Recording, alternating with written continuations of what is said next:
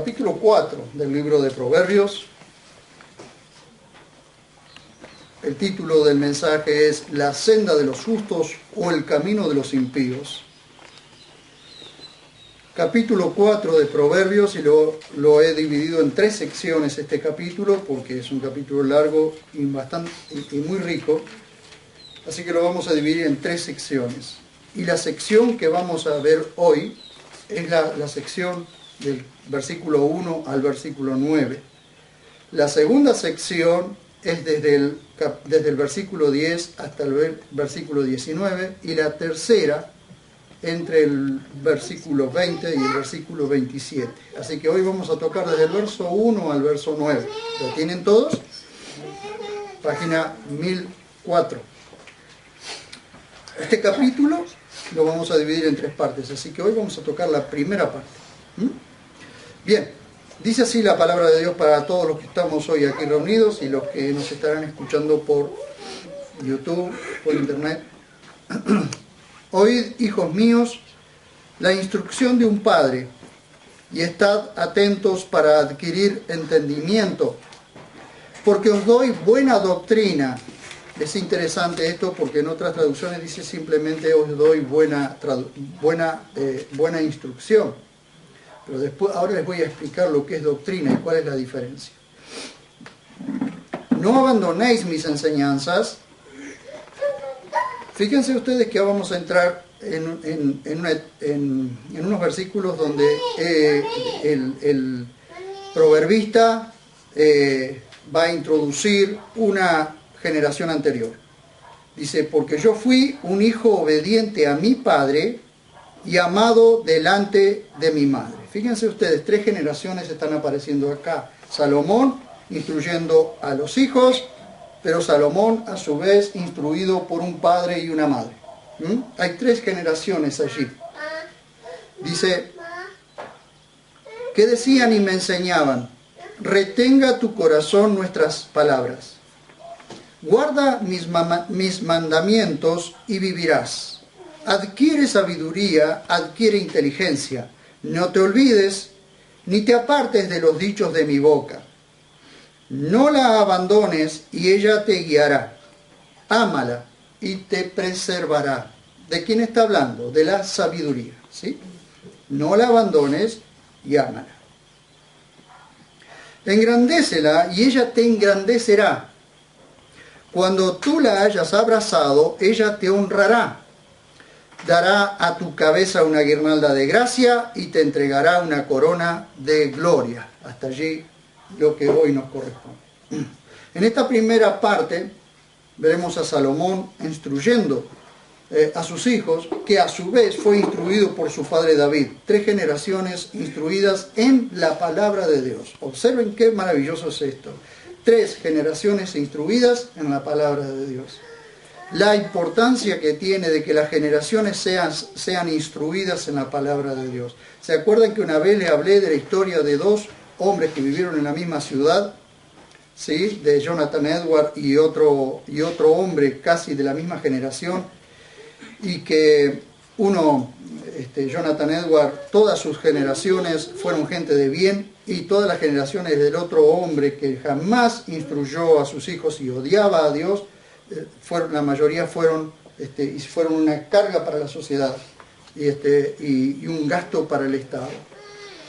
Porque eso tiene la importancia que tiene la instrucción en la palabra de Dios en las familias. Miren, si comenzamos con el capítulo 4, verso 1, lo primero que vemos es a un padre instruyendo a sus hijos ¿a qué? A prestar atención para adquirir entendimiento. Miren lo que dice: oíd, hijos, la instrucción de un padre y estad atentos. No solo oír, sino estar atentos a lo que oye, para adquirir entendimiento. Miren,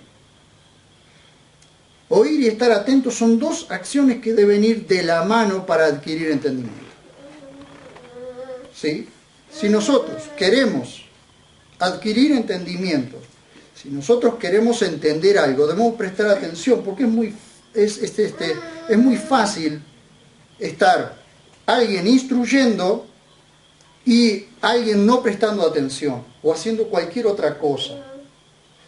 ¿Vieron ustedes lo feo que es cuando alguno de nosotros le habla a los hijos o le hablamos a alguien y ese alguien está prestándole atención al teléfono o está prestándole atención a otra cosa? Y tenés ganas de agarrarle el teléfono y retorcérselo con amor, ¿no? Por supuesto. Decir, porque estoy hablándote, prestame atención a lo que te estoy diciendo. ¿Ven? Entonces, son dos cosas que van juntas. Oír y estar atentos son dos acciones que deben ir de la mano para adquirir entendimiento. El proverbista se colocará como ejemplo de hijo a quien se lo adoctrinó con buena doctrina. Vean lo que dice el verso 2. Porque os doy buena doctrina, no abandonéis mis enseñanzas. Miren, y encarga a sus hijos que no abandonen sus enseñanzas. Es decir, no solo oigan, presten atención, sino que no abandonen las enseñanzas. Prestemos atención al verso 2, porque esto me voy a detener un momento allí para explicar una cosa. Dice, porque os doy buena doctrina. ¿Qué es la doctrina? Bueno, encontré algunas definiciones. Es un conjunto organizado de ideas. Son enseñanzas sobre una materia. Es enseñanza, es instrucción. Pero el caso es que Salomón había recibido buena doctrina bíblica de su padre David. Y él tenía la obligación moral de transmitirla a sus hijos y a todos los que leeríamos hoy Proverbios, 3000 años después. 3000 años después de que Salomón escribió esto, ese cuerpo de doctrina todavía nosotros lo estamos leyendo y lo estamos aplicando. La doctrina es todo lo que se transmite oral o escrituralmente, formando el pensamiento de aquel que recibe este conjunto de ideas. Por ejemplo, la doctrina hitleriana ha sido una doctrina malísima, pero ¿cuánta gente formó? Hitler, por medio de su doctrina, ¿cuánta gente formó? La doctrina de los peronistas, de la doctrina de los radicales, la doctrina de esto o de lo otro. Forma gente, forma ideas. Los medios de comunicación transmiten una idea y la forman. Entonces a veces somos ganados o somos avasallados por un montón de ideas, un conjunto de ideas, un montón de doctrinas. Hoy tenemos el adoctrinamiento del LGTB. Tenemos el adoctrinamiento del feminismo, que están tratando de adoctrinar desde jóvenes o desde chicos a la gente. Esa es la idea, adoctrinar para formar una idea para que después, por medio de esa idea formada, la persona avance y continúe en una idea formada. ¿Ven? Lo que desea el proverbista es que tanto sus hijos como los que nos beneficiamos de proverbios adquiramos sabiduría e inteligencia. Esa era la idea de transmitir la doctrina, la buena doctrina. Si el proverbista dice que está dando buena doctrina, buena instrucción o buena enseñanza, es porque hay doctrinas que son perversas. Es decir, que tuercen los valores éticos y morales de la gente. Entonces, ¿qué es lo que nosotros debemos prestar atención? A la buena doctrina, porque la buena doctrina, ¿qué hace? Nos da un discernimiento. Ese discernimiento nos ayuda a ver lo bueno de lo malo e inclusive lo bueno de lo mejor. ¿Por qué? Porque la buena doctrina produce en nosotros inteligencia, entendimiento y sabiduría. Y como dice el apóstol Pablo que oraba en la carta a los Efesios, ustedes van a ver que él oraba para que Dios os dé espíritu de revelación y espíritu de sabiduría. Lo vamos a ver, lo vamos a ir viendo en la medida que vamos avanzando, que la sabiduría no se adquiere, no es una cosa que viene así, sino que se va adquiriendo en la medida que uno va instruyéndose y prestando atención a la instrucción. Salomón tiene bases sólidas en la Torá. Anoche aprendíamos esto, ¿se acuerdan? La Torá, ¿qué es? Son los 5 primeros libros, la Torá, o llamada la Ley de Moisés. Son los 5 primeros libros de la Biblia. Leíamos anoche, ¿sí? Génesis, Éxodo, Levítico, Números y Deuteronomio. Los 5 primeros libros se les llama Pentateuco, o 5 primeros libros, o los 5 libros de Moisés, o la Torá. Torá es instrucción, Torá es instrucción para dar en el blanco, para no errar, para no pecar. Así se lo puede definir también. Instrucción para no pecar, guía para dar en el blanco. También se le puede decir a la ley de Moisés. Y como anoche les explicaba, que sean los 5 primeros libros, sean de Moisés, no significa que Génesis sea ley. Génesis es instrucción histórica de un pueblo o de la humanidad, del inicio de todas las cosas, de la humanidad y de un pueblo por medio de Abraham, el pueblo hebreo. David, su padre, lo instruyó en la ley de Dios y oró por él. Miren ustedes, 2 cosas que David hizo por Salomón. Lo instruyó en la ley de Dios y oró por él. Ahora sí, sin perder, por favor, Proverbios, vamos a Primera de Crónicas, capítulo 29, verso 19.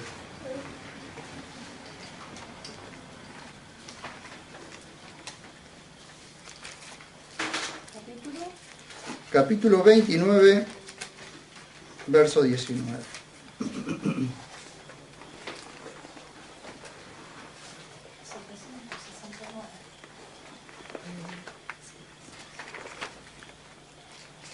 Esto es lo primero que le dice.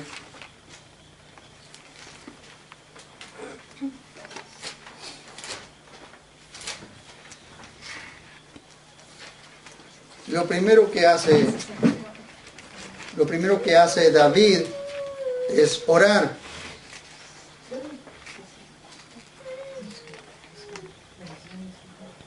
(29:19), página 769. ¿Lo tienen? Miren, esto está orando Elohim. Está orando David.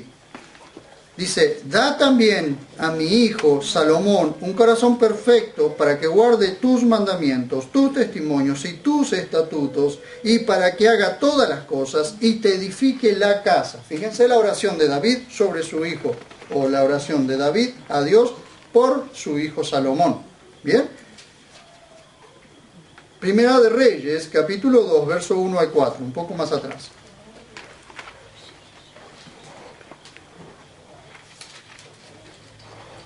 Primera de Reyes,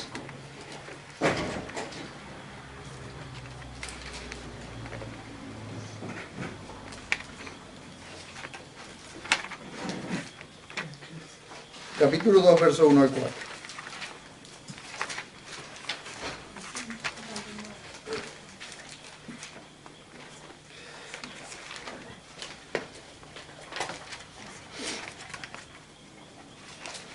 Primera de Reyes, capítulo 2, verso 1 al 4, dice así. ¿Lo tienen todos? Página 379. Dice: cuando se acercaban los días de la muerte de David, mandó a su hijo Salomón, diciendo: yo sigo el camino de todos en la tierra. Tú sé fuerte y sé hombre. Sé fuerte y sé hombre. Guardarás la obediencia a Yahvé tu Elohim para andar en sus caminos y guardar sus estatutos y sus mandamientos y sus decretos y sus testimonios, como está escrito en la ley de Moisés. Que les dije yo entonces, la ley de Moisés habla de los 5 primeros libros. Más específicamente en Levítico y Deuteronomio. A fin de que procedas, dice, como está escrito en la ley de Moisés, a fin de que procedas sabiamente en todo lo que hagas y a todo lo que te inclines, a fin de que Yahvé cumpla su palabra que habló acerca de mí, diciendo: si tus hijos guardan sus caminos, andando delante de mí con fidelidad, con todo su corazón y con toda su alma, jamás te faltará varón sobre el trono de Israel. Esas son promesas condicionales, se llaman. Si tú haces esto, tendrás esto. Si tú no lo haces, no lo tendrás. Esas son promesas condicionales. Tienen una condición. Las van a recibir si hacen. Esas son promesas condicionales. Las incondicionales son las que Dios hace y a pesar del comportamiento de las personas, Él las va a cumplir igual. Miren ustedes. Entonces, miren lo que David hace como papá. Ora por él y lo instruye. Ora por Salomón y lo instruye. ¿Tuvo más hijos? Sí tuvo más hijos. Como pueden ver en la historia de David, tuvo más hijos. Pero oró por ese hijo, Salomón, que es al que le cedería el lugar en la dinastía para que levantara su casa. Si hay buena doctrina, es porque el diablo se ocupó de establecer doctrinas erróneas, falsas y perversas. Pero no estamos hablando de solamente doctrinas en el mundo. Dentro del pueblo evangélico, dentro del pueblo que se dice cristiano, hay doctrinas, hermanos, que son perversas. Hay doctrinas que son perversas. Miren ustedes, Jesús habló contra la doctrina de los fariseos en capítulo 15, no lo busquen porque es largo, pero se lo resumo. Capítulo 15, verso 1 al 14, Jesús habla en contra de la doctrina de los fariseos. Porque ¿qué hacían los fariseos? Ponían leyes y leyes y leyes por encima de las leyes de Dios. Entonces, con sus propias leyes orales, invalidaban el mandamiento de Dios. Entonces dice, vosotros invalidáis el mandamiento con vuestras doctrinas, con vuestras leyes. Pero eso pasó en el farisaísmo en los tiempos de Jesús, pero pasó después hasta el año 358 después de la era cristiana, y sigue pasando con el farisaísmo judaico. Pero no solo eso, sigue pasando dentro del pueblo de Dios, mandamientos de hombres que están por encima del mandamiento de Dios. Cosas que los hombres en el liderazgo cristiano manda a hacer que Dios nunca lo dijo. ¿Por qué no tenemos que ocupar entonces de leer, de estudiar y de ver en las Escrituras qué es lo que dice? ¿Para qué? Para que caigan esas doctrinas, para que la gente sea liberada. ¿Saben cuántas veces vamos a otros lados y hay gente prisionera dentro del cuerpo de Cristo cuando tendría que ser libre? Gente que tendría que ser libre por medio de la predicación del Evangelio son esclavos. Como lo dije una vez, Cristo los llama, los hace libres para que después nosotros los hagamos esclavos del mundo. Por ejemplo, la doctrina de los nicolaitas. Miren ustedes, solamente vamos a Apocalipsis capítulo 2, versos 15 y 2.6. Apocalipsis es el último libro de la Biblia, así que se encuentra bastante fácil.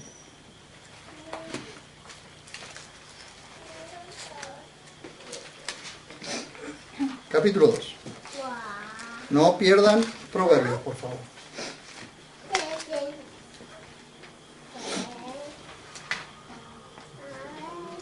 Vamos a ver una doctrina allí. Fíjense ustedes. Una doctrina que está hoy vigente dentro del cristianismo. Capítulo 2, verso 15 y capítulo 2, verso 6. Leemos verso 6 primero y verso 15. 2.6 dice, esto es cuando les está hablando a las 7 iglesias de Apocalipsis. Como les decía anoche, aunque muchos no estén de acuerdo conmigo, lo lamento, pero Apocalipsis, como les decía anoche, no puede, cuando la gente no entiende las cartas de Pablo, menos puede ponerse a leer Apocalipsis, porque Apocalipsis, aunque es la revelación de Jesucristo a su siervo o a su esclavo Juan, no es para nosotros en este momento. Apocalipsis todavía no está pasando. Es para la generación que estará viviendo en este tiempo, que tendrán el entendimiento porque está escrito para ellos. Por eso hay tantas escuelas que enseñan Apocalipsis y que ninguno se pone de acuerdo. Así que tratemos de entender a Pablo primero y luego en algún momento entenderemos Apocalipsis. Pero fíjense ustedes que esto es algo que ya estaba pasando en el primer siglo.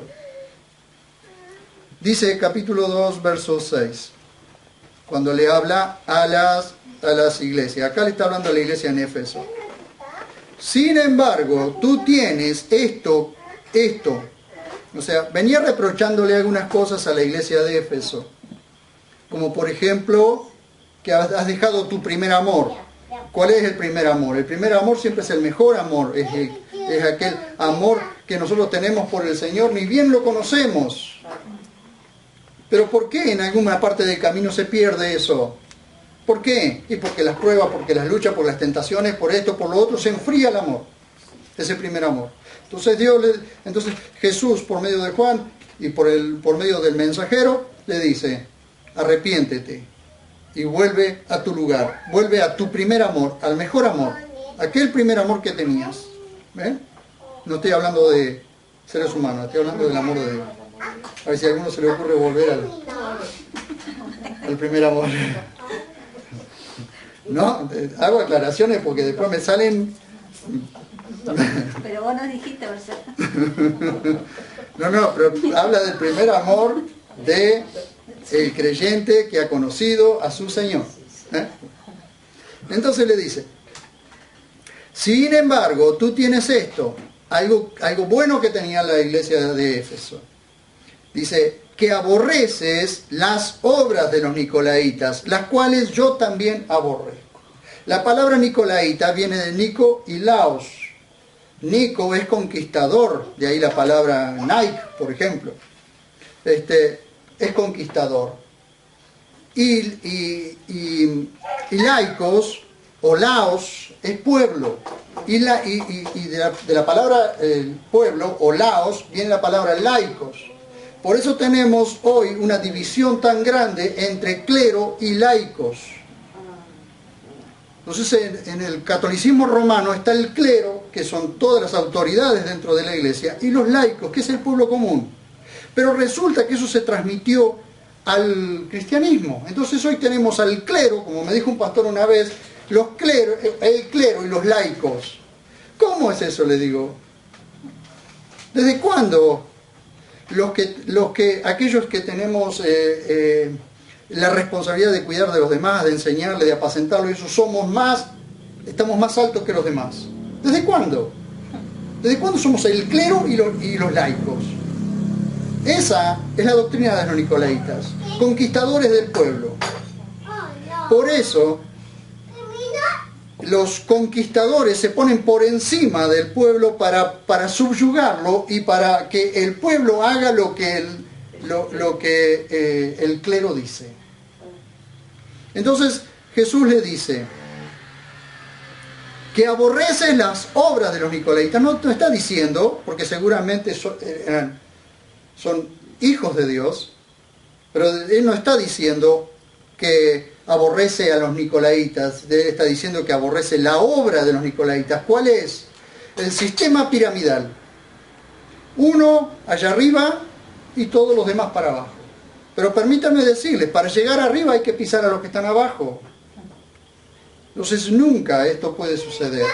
Y esta es una doctrina, fíjense ustedes, 2.15.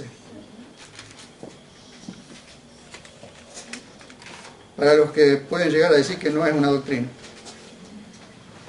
2.15 dice, bueno, viene hablándole Jesús a través del mensajero, al ángel, el mensajero, que va a ir a la iglesia a llevar este parte, que tiene unas pocas obras contra ti, porque hay varias doctrinas, la doctrina de Balaam,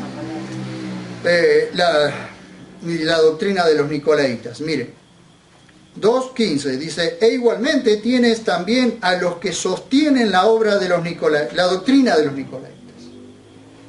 Y tienes, o sea, en la iglesia de Éfeso, los efesios aborrecían esas obras de los nicolaitas y la mantenían afuera.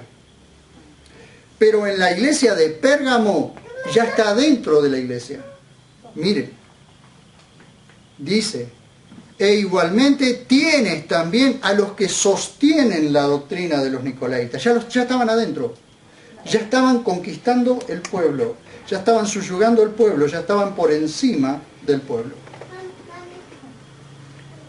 Y es una doctrina que Dios aborrece. ¿Y está hoy en la iglesia del Señor? Sí, hoy tenemos a los grandes señores por encima del pueblo. Y tenemos lamentablemente al pueblo subyugado que sigue a los grandes señores. Y Jesús dijo, los gobernantes suponen gobernar, suponen estar por encima y se enseñorean de las naciones, pero entre vosotros no será así. Entre ustedes no será así, dice, sino que el mayor servirá como el menor. Dice, yo estoy como el que sirve, no como el servidor. ¿Y tenía derecho Jesús a que lo sirvieran? Claro que sí. Dice, ¿quién es mayor? ¿El que se sienta a la mesa o el que le sirve? Por supuesto, todos van a responder el que se sentó a la mesa, porque el que le sirve es un siervo, es un esclavo, es un mucamo, o lo que Cuerno quiera que sea. Sin embargo, Jesús dice, yo estoy como el que sirve y no como el que es servido. Yo estoy como el que sirve a la mesa, no como el que se sentó para que lo sirvan. Entre vosotros no será así. Así que el mayor servirá como el menor. ¿Ven ustedes? Entonces, cuando no hay una predicación correcta de la palabra de Dios, la gente no tiene discernimiento. Y lo peor es que la gente rechaza lo que debería estar escuchando.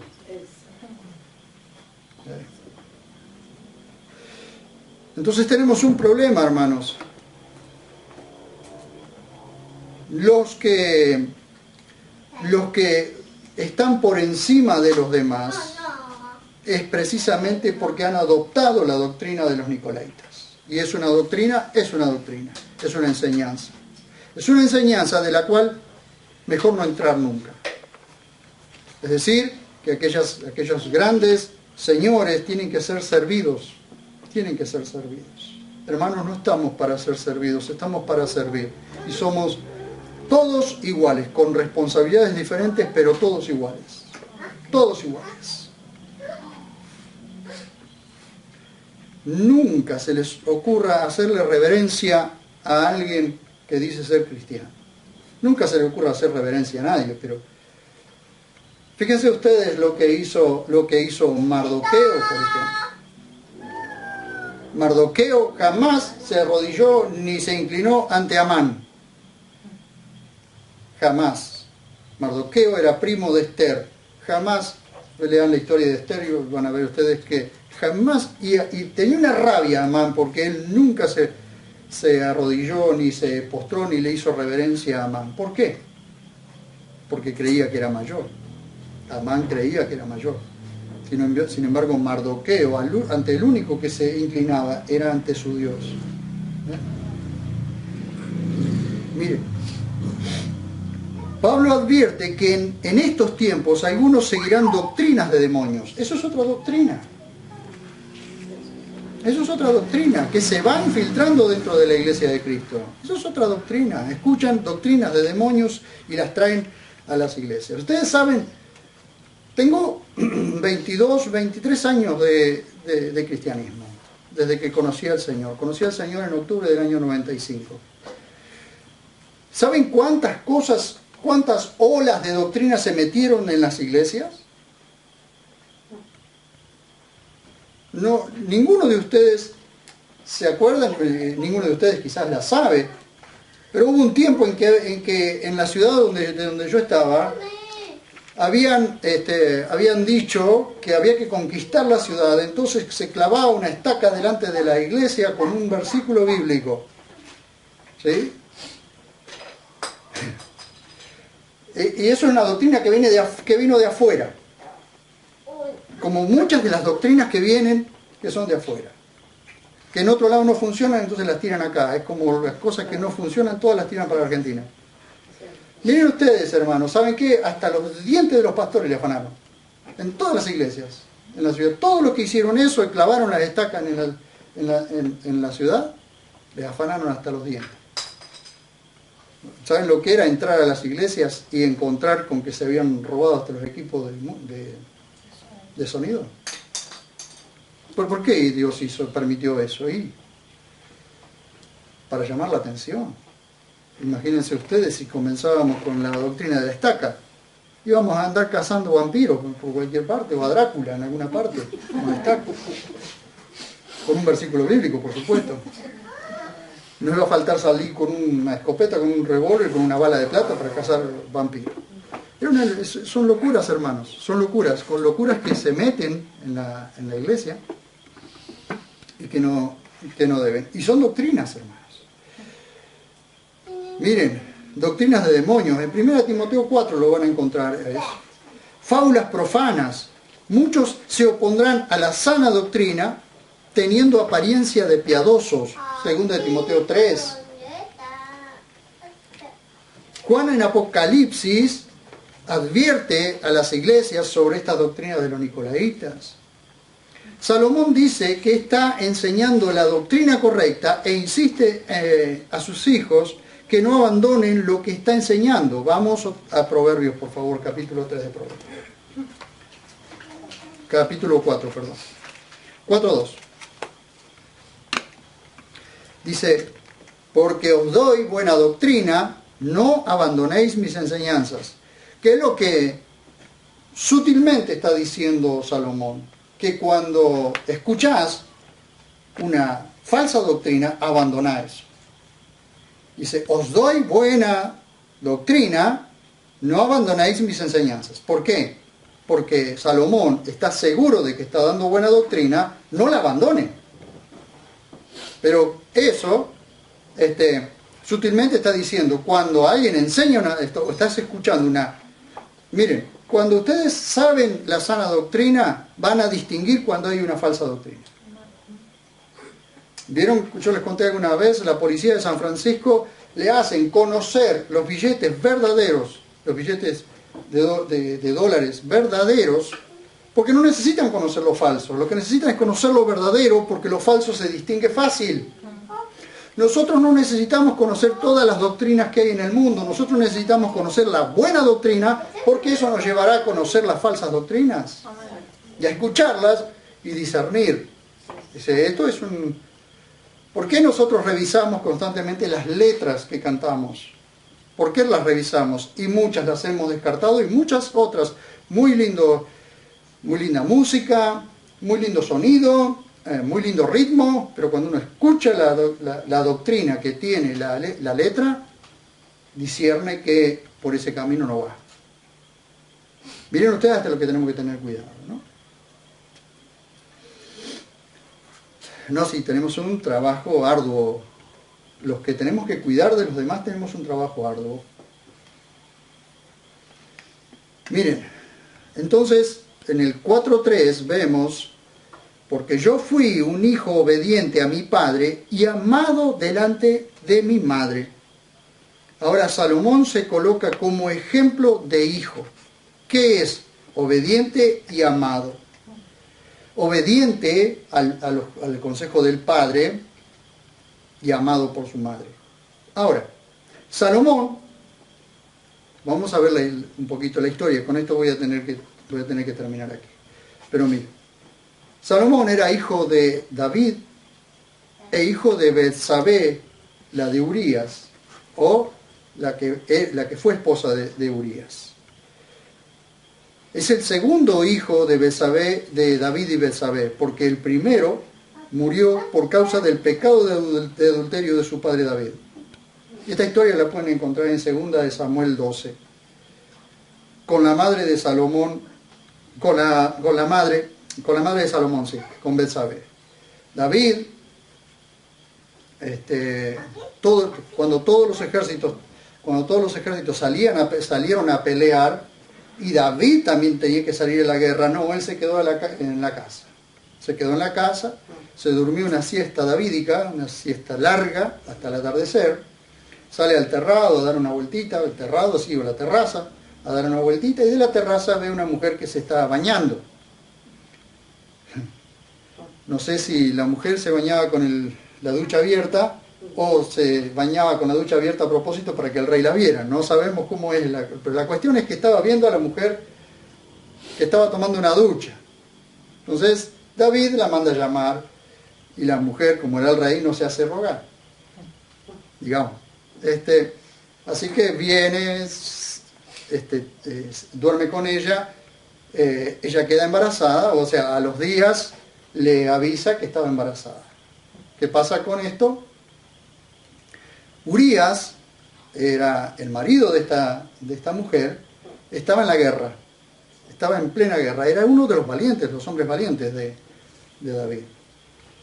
Cuando se entera David de que Betsabé estaba embarazada de él y no de su marido, ¿qué hace? Manda a llamar al marido para que se venga de la guerra, viene, lo invita a comer y lo manda a su casa para que duerma con su esposa. ¿Para qué?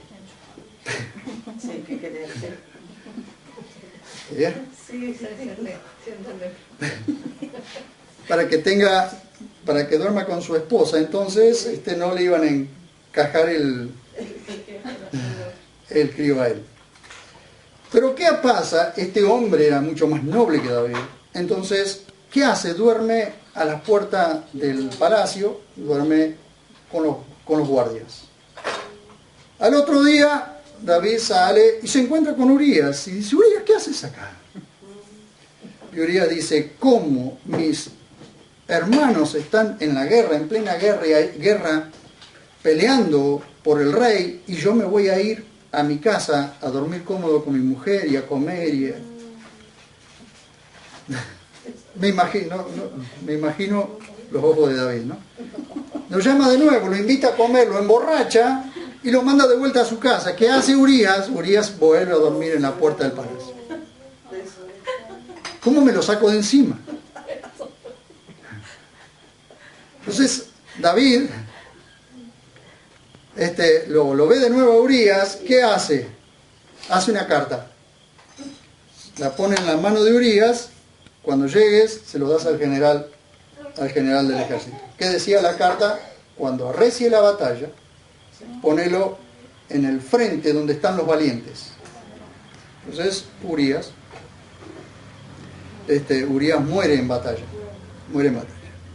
Todo eso fue guardado por alrededor de 9 o 10 meses, hasta que ya no se pudo guardar más. Se imaginan por qué no se pudo guardar más, ¿no? Pero la cuestión es que la mujer embarazada, David culpable, pero guardando silencio de su pecado, viene Natán, le hace una parábola, y esa parábola habla de que un hombre tenía una corderita y otro vecino tenía varias, y el otro, para no matar la suya, le arrebató la corderita a este otro vecino y mató la corderita del vecino. Entonces David, furioso, dice, tendrá que pagar por la corderita, pagar 5 veces y encima morir. Entonces Natán le dice, de ti estoy hablando. Teniendo muchas mujeres, fuiste y tomaste la única de Urías. Y eso trajo consecuencias, y trajo adulterio, asesinato, todo esto. De eso nace este hijo. Este hijo muere a la semana de nacido, muere. Pero ¿qué hizo David? Consoló a Betsabé, se la trajo, y vuelve a tener otro hijo, y ese hijo es Salomón. ¿Sí? Así que fíjense ustedes la carga genética o la carga de pecado que trae todo esto. Aunque David se arrepiente y dice Dios que tiene un corazón conforme a su corazón, porque hará todo lo que yo quiero, no lo dejó sin culpa. Dice, tu pecado ha sido remitido, es decir, fue quitado de vos, pero vas a pagar las consecuencias del pecado. Muere el hijo y después tiene una serie de problemas en el reino. Entonces toda esta carga de pecado la lleva David, la lleva Salomón. Y aunque Salomón está hablando sabiduría, a la larga vuelve a repetir todas las historias. Por eso Salomón llegó a tener 1000 mujeres. No sé cómo hizo, pero tenía 1000 mujeres. cuando Dios ya lo había prohibido a eso. Así que fíjense ustedes la historia familiar que Salomón está cargando. Pero él escucha atentamente a su padre, por eso dice, porque yo fui un hijo obediente a mi padre y amado delante de mi madre. Imagínense, la madre había perdido a un hijo, amaba a este varón, por eso le pusieron Shlomon o Salomón, que es pacífico. El mejor consejo que un hijo puede recibir de sus padres es el que David y Betsabé dieron a Salomón, que a su vez él está dando a sus hijos. Ahí en el verso 4, que decían y me enseñaban: retenga tu corazón nuestras palabras, guarda mis mandamientos y vivirás. Quiero llegar hasta aquí porque en la próxima parte, que es la segunda parte de esta primera parte, voy a explicar estas palabras que dice guarda mis mandamientos y vivirás, que si bien David se las está diciendo a Salomón, David las recibió de la Torá o las recibió de la instrucción de Dios. Porque esto Dios lo dijo a Moisés para que Moisés lo escribiera, para que Moisés lo transmitiera, y David toma esas palabras y se las está enseñando a su hijo. Así que llegamos hasta aquí.